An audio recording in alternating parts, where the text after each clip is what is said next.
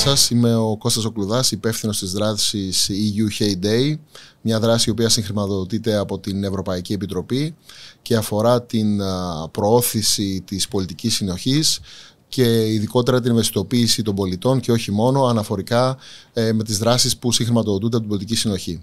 Να καλωσορίσουμε λοιπόν τον Δόκτωρ Νικόλα Γιασουμί, προϊστάμενο της Μονάδας Διαχείρισης Ευρωπαϊκών Ταμείων του Υπουργείου Παιδείας, Αθλητισμού και Νεολαίας. Ένα τομέα, όπως προαναφέραμε, ιδιαίτερα σημαντικό για την οικονομική και κοινωνική ζωή. Σας καλωσορίσουμε στο σημερινό podcast. Νομίζω ότι ο τομέας σας είναι κάτι που διατρέχει εγκάρσια, έχει ένα οριζόντιο ρόλο, ας το πούμε έτσι, στο σύνολο της ζωής μας. Και μένει σήμερα να δούμε πώς σχετίζεται αυτό με την πολιτική συνοχής και γενικότερα με τις προτεραιότητες της Ευρωπαϊκής Ένωσης. Σας χαιρετώ και ευχαριστώ πολύ για την πρόσκληση. Όντως η παιδεία είναι αυτή που καθορίζει πολλά θέματα και πολλές φάσεις της ζωής, άρα λειτουργεί όντως οριζόντια και εγκάρσια και τόσο στην οικονομία αλλά και σε άλλους τομείς. Ως Μονάδα Διαχείρισης Ευρωπαϊκών Ταμείων λειτουργούμε και εμείς οριζόντια σε διαφορετικές δράσεις του Υπουργείου Παιδείας, σε συνεργασία μαζί με τις ομάδες υλοποίησης των έργων που έχουμε κάτω από την δικαιοδοσία μας. Ουσιαστικά δηλαδή εσείς παίζετε ένα ρόλο, ας το πούμε έτσι, συντονιστή. Είναι συντονιστικός ο ρόλος. Τα έργα τα οποία έχουμε σε εξέλιξη είναι το σύστημα υπηρεσιών υποστήριξης, το γνωστό School Management System, το οποίο είναι σε εφαρμογή και εξέλιξη και λειτουργεί κάτω από συγκεκριμένη ομάδα υλοποίησης. Είναι το πρόγραμμα της ανάπτυξης τεχνικής και επαγγελματικής εκπαίδευσης και κατάρτισης που λειτουργεί κάτω από τη Διεύθυνση Μέσης Τεχνικής και Επαγγελματικής Εκπαίδευσης και Κατάρτισης. Είναι η δράση σχολικής και κοινωνικής ένταξης, το γνωστό Δράσε Plus, με τις προεκτάσεις του που λειτουργεί οριζόντια και στη δημοτική και στη μέση γενική και στη μέση τεχνική. Και είναι και η σύντηση των ευάλωτων ομάδων πληθυσμού που επίσης λειτουργεί οριζόντια, δημοτική, μέση και τεχνική εκπαίδευση.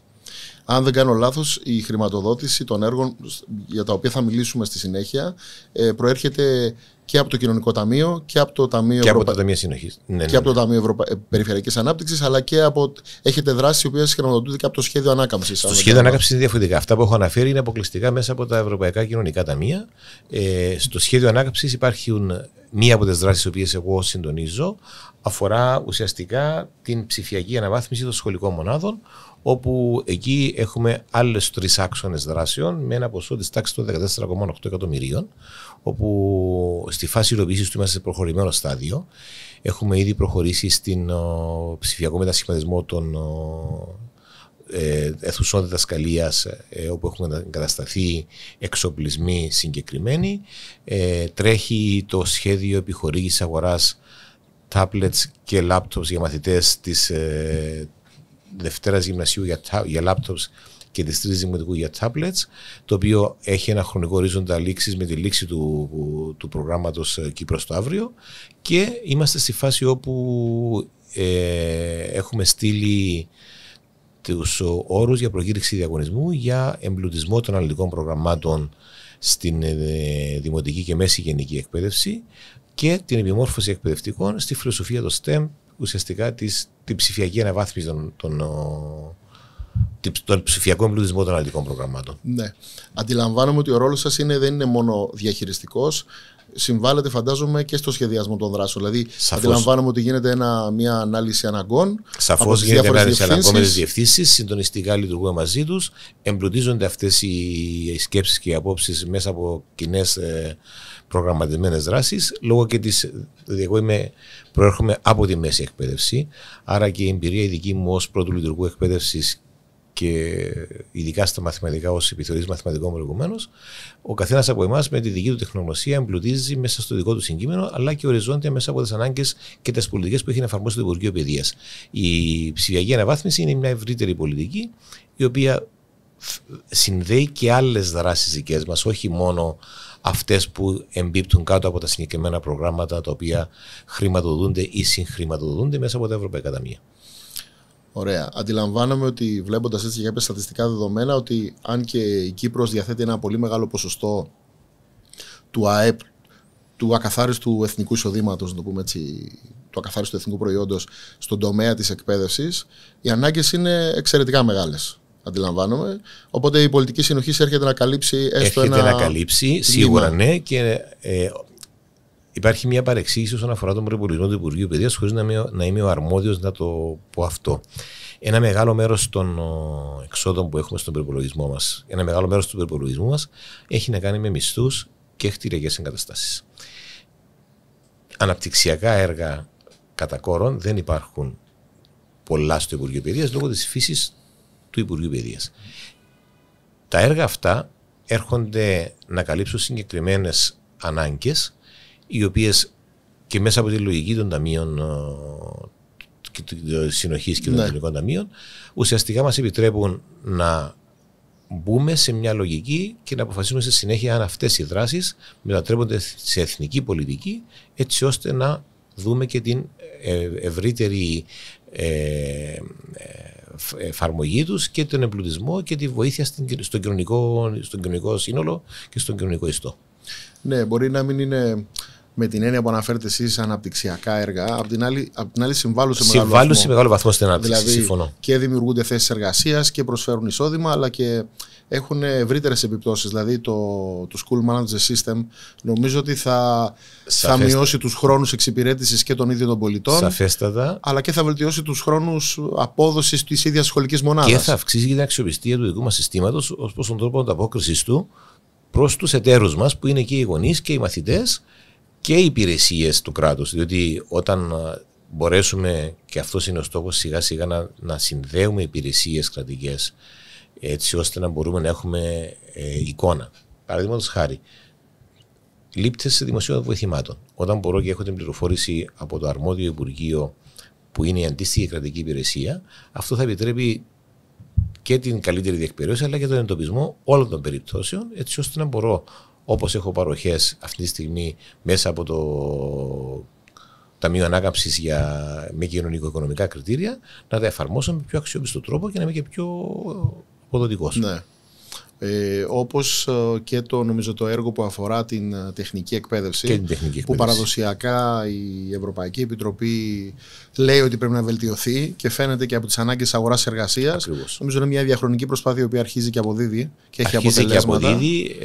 Φαίνεται ότι η δημιουργία νέων κλάδων σπουδών στην τεχνική εκπαίδευση, αλλά και η παράλληλη λειτουργία αντίστοιχων κλάδων ή αναγκών, κάλυψης αναγκών και από τα μεταηλικιακά Ινστιτούτα Επαγγελματικής Εκπαίδευσης και Κατάρτισης, έρχεται ουσιαστικά να δέσει το όλο θέμα. Και ας μην ξεχνάμε ότι και μέσα από το Ταμείο Ανάκαμψης υπάρχει ακόμη μια δράση την οποία συντονίζει η Διεύθυνση Ανώτερης Εκπαίδευσης, όπου έχει να κάνει με το Skills Mismatch, με την αντιστοιχία, και εκεί εμπλέκονται και όλες οι άλλες διευθύνσεις και υπηρεσίες του Υπουργείου, έτσι ώστε η κάθε μια, σύμφωνα με τα δικά της δεδομένα και να έχει τη δική της συνεισφορά, για να καλυφθεί αυτή η αντιστοιχία και να γίνεται και σωστός προγραμματισμός και η αξιοποίηση τόσο των αποφύτων των σχολείων όσο και των αποφύτων των πανεπιστημίων ή στην αγορά εργασίας. Ναι, θυμάμαι όταν πρωτοσυγχρηματοδοτήθηκε ο θεσμός των ΜΙΕΚ, είχε θεωρηθεί καλή πρακτική. Ακριβώς. Και γι' αυτό άρχισε να έχει και τα πρώτα αποτελέσματα. Από την άλλη, βλέπουμε ότι το Υπουργείο έχει πια και ένα, κοινωνικό ρόλο, προσφέροντας τουλάχιστον τα δύο έργα που ήδη ακούσαμε, και το Δράσε και το πρόγευμα, η σύντηση. Νομίζω ότι έχουν έντονο κοινωνικό στοιχείο. Σαφέστα έχουν κοινωνικό στοιχείο. Ειδικά, το Δράσε έχει να καλύψει τα παιδιά τα οποία προέρχονται από συγκεκριμένες κοινωνικο-οικονομικές ομάδες, αλλά και τα παιδιά με μεταναστευτική βιογραφία. Και αυτό είναι ένα μεγάλο θέμα, το οποίο μας απασχολεί αφάνταστα, διότι συνεχώς οι ανάγκες αυξάνονται όχι μόνο στην εκμάθηση ελληνικής γλώσσας, αλλά και στην κοινωνική ένταξη αυτών των ανθρώπων.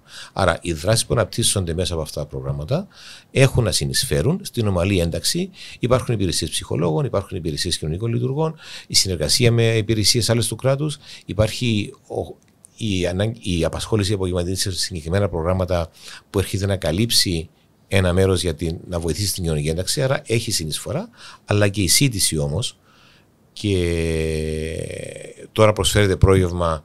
Σαφώς η κάλυψη αναγκών για σύντηση είναι πολύ μεγαλύτερη, άρα θα δούμε και το ενδεχόμενο κατά πόσο μπορούν να καλυφθούν και ανάγκες για σύντηση σε κάποια φάση σε συγκεκριμένα προγράμματα. Και ενώ αυξάνεται και ο θεσμός λειτουργίας των νοήμερων σχολείων, αυτή η ανάγκη θα μεγαλώνει σε κοινωνικές ομάδες και με κοινωνικο-οικονομικά κριτήρια. Ναι, Ναι. Οπότε βλέπουμε ότι έχει έτσι έχει έναν ευρύτερο κοινωνικό ρόλο και ακριβώς. Ναι. Και έχετε και το κομμάτι της εκπαίδευσης των εκπαιδευτικών. Νομίζω έχετε εκπαίδευση εκπαιδευτικών. Έχουμε εκπαίδευση εκπαιδευτικών. Έχουμε απασχόληση εκπαιδευτικών, όχι με το καθεστώς της μόνης απασχόλησης του διορισμού, όπως γίνεται, αλλά μέσα από τους καταλόγους της Επιτροπής Εκπαιδευτικής Υπηρεσίας, μέσα από την Επετηρίδα, όπως ισχύει μέχρι σήμερα, ή και με κατάλογο με αγορά υπηρεσιών με μοριοδότηση, η οποία επιπλέον δίνει για την ευκαιρία σε εκπαιδευτικούς, ενδυνάμει υποψήφιους εκπαιδευτικούς, να ασχοληθούν με τα προγράμματα αυτά και να μπουν στο εκπαιδευτικό σύστημα μέσα από κάποιο άλλο κανάλι. Ναι.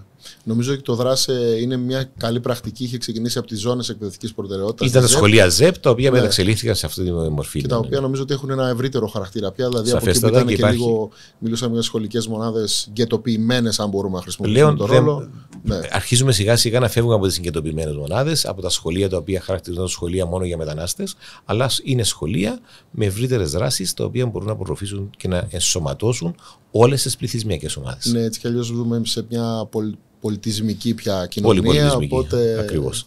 Και οι ανάγκες αυξάνονται συνεχώς και πρέπει να το αποδεχτούμε. Και ξέρετε, να μην υπάρξει παρεξήγηση όταν μιλάμε για παιδιά μεταναστευτική βιογραφία, ότι είναι πάντα τα παιδιά τα οποία έρχονται ως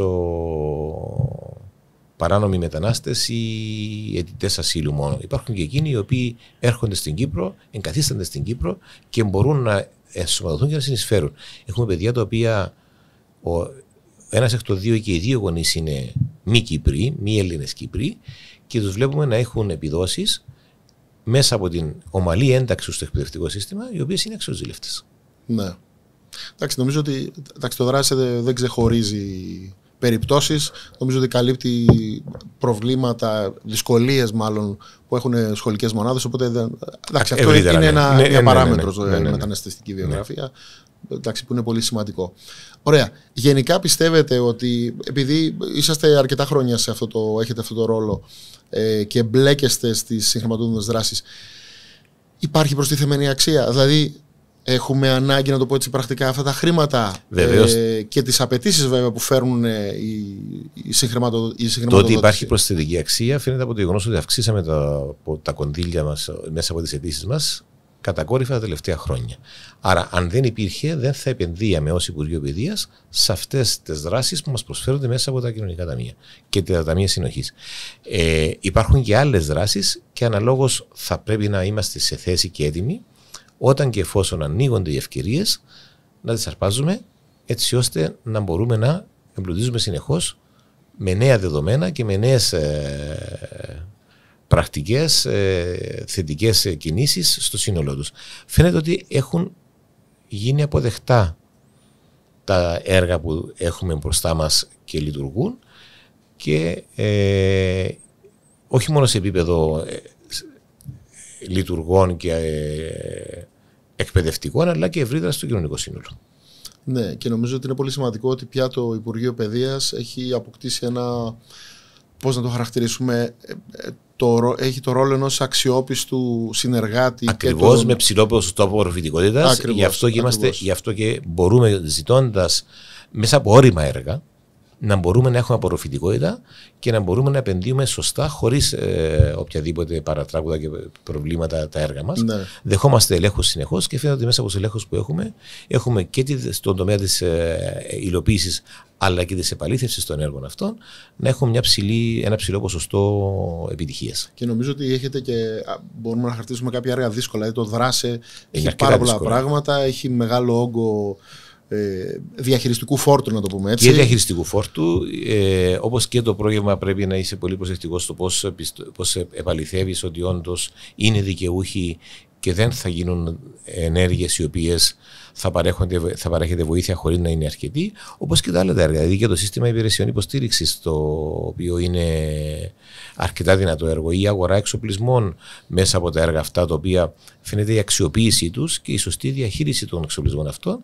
διότι ένα είναι να εντοπίσω και να δημιουργήσω μια δομή, και δεύτερο είναι να τη συνδέσω με τις υπόλοιπες λειτουργίες και να φανεί πραγματικά η προσθετική αξία που έχουν, που δεν είναι άλλη από το καλό νούμερο συμφέρον των ίδιων των μαθητών και των μαθητριών. Ναι, Και του εκπαιδευτικού συστήματος. Είναι πολύ σημαντικό αυτό. Αυτό είναι πάρα πολύ σημαντικό.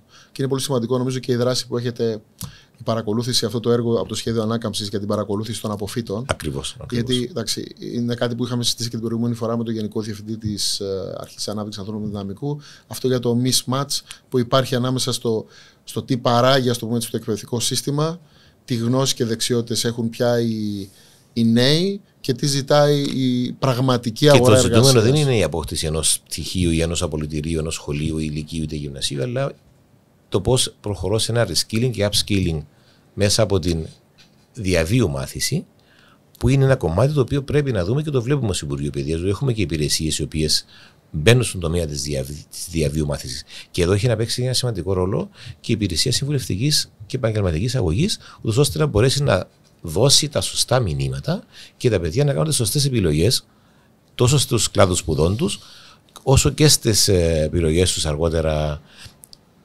στον επαγγελματικό τομέα, για να μπορέσουμε να καλύψουμε τις πραγματικές ανάγκες της αγοράς. Ναι, γενικά ο τομέας έχει διάφορα παράδοξα. Δηλαδή φαίνεται ότι η Κύπρος δίνει ένα μεγάλο κομμάτι, ένα σημαντικό ποσοστό του ΑΕΠ πάει στον τομέα της εκπαίδευσης.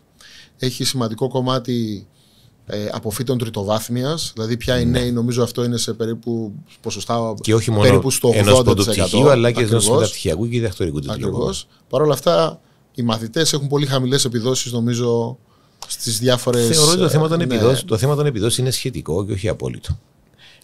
Σε ένα σχολείο το οποίο είναι σχολείο τάξεων μειχτών ικανοτήτων, είναι φυσικό επακολουθώ να μην μπορώ να δω τα αποτελέσματα τα οποία θα ήταν αυτά που θα εχούσα στα αυτιά μας ως τα καλύτερα αποτελέσματα.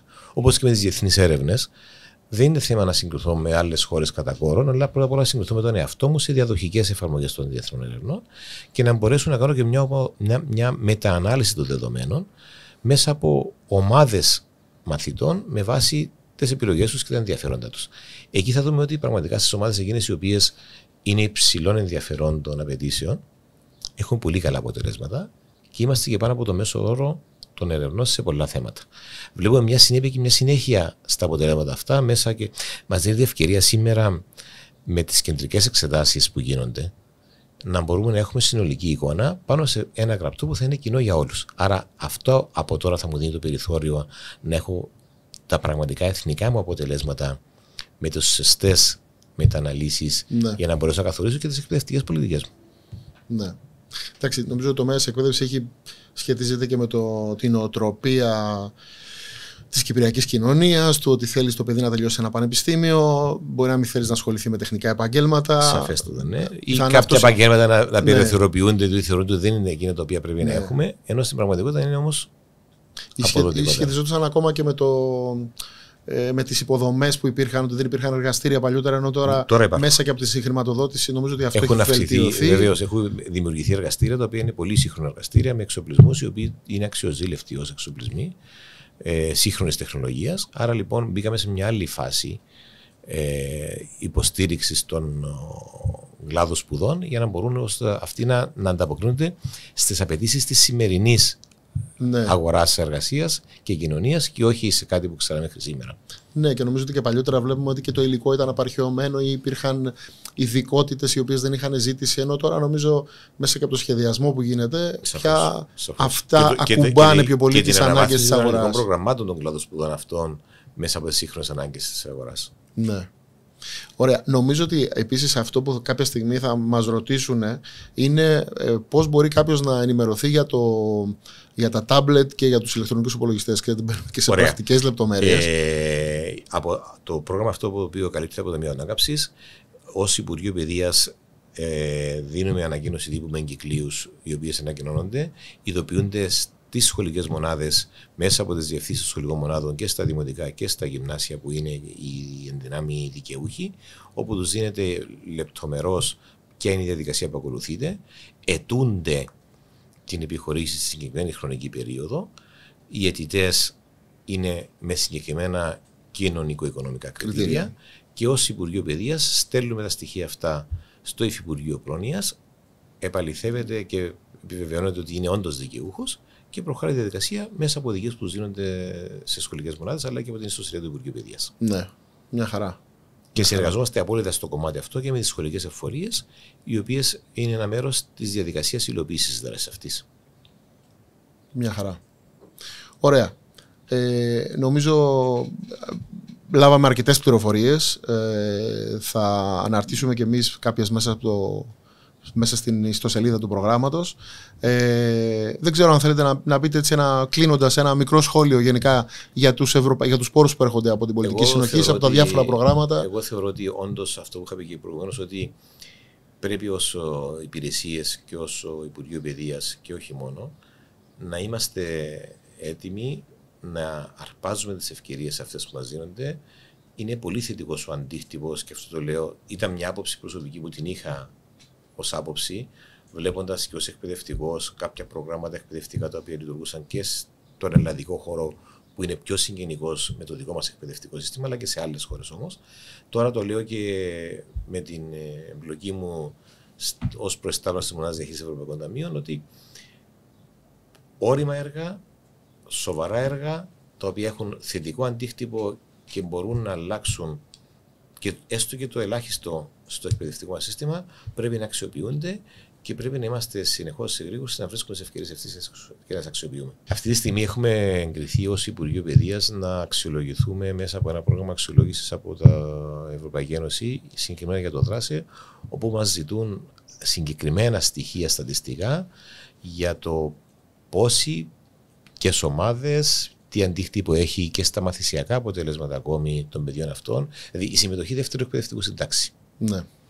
Η εμπλοκή εκπαιδευτικού αντίστοιχου γνωστικού αντικειμένου σε χρόνο μη διδακτικό, έτσι ώστε στα πλαίσια της απασχόλησης ευρύτερης να βοηθηθούν τα παιδιά τα οποία έχουν συγκεκριμένες ανάγκες. Όλα αυτά υπάρχουν καταγεγραμμένα και θεωρώ ότι έρχεται και η σύνδεση όλων των προγραμμάτων. Το σύστημα υπηρεσιών υποστήριξης, όταν θα ολοκληρωθεί σε ένα χρόνο μέσα από τώρα και θα μπει σε πλήρη εφαρμογή και θα υπάρχουν τα στοιχεία καταγεγραμμένα μέσα, θα μπορούμε και εμείς ως Υπουργείο Παιδείας να παρακολουθούμε την πορεία του μαθητή από την ώρα που θα μπει στο εκπαιδευτικό σύστημα, σε οποιαδήποτε τάξη μπει, είτε στη δημοτική είτε στη μέση εκπαίδευση, γενική και τεχνική, και να μπορώ να έχω συνολικά το προφίλ του και να μπορώ να κάνω τις παρεμβάσεις μου στη δεδομένη στιγμή εκεί που πρέπει να γίνονται παρεμβάσεις. Ναι. Είναι κάτι που μας έλειπε, μας δίνεται ευκαιρία μέσα από αυτά τα προγράμματα που χρηματοδοτείται η δράση αυτή, που συγχρηματοδοτείται, να μπορέσουμε να υλοποιήσουμε ένα πολύ φιλόδοξο προγραμματισμό. Ναι. Και αυτό έχει και άλλες προεκτάσεις, γιατί μετά, αν ένα συγκεκριμένο άτομο μείνει άνεργο, κάποιος ξέρει, έχει όλο το ιστορικό του εκπαιδευτικό, ακριβώς, άρα μπορεί να το κατευθύνει και να του συμβουλεύσει σε ποια ειδικότητα ή να κάνει skilling και όλα τα σχετικά. Ψυχολογική στήριξη, παιδιά τα οποία εμπίπτουν στη διαδικασία της υπηρεσίας ειδικής αγωγής λόγω άλλων μαθησιακών προβλημάτων και όχι μόνο. Όλα αυτά τα δεδομένα πλέον θα είναι καταγεγραμμένα και θα μπορούν να αξιοποιηθούν στο σύνολό τους από οποιαδήποτε υπηρεσία πρέπει να τα αξιοποιήσει, εννοείται πάντοτε με την προστασία της ιδιωτικότητας και των προσωπικών δεδομένων. Ναι.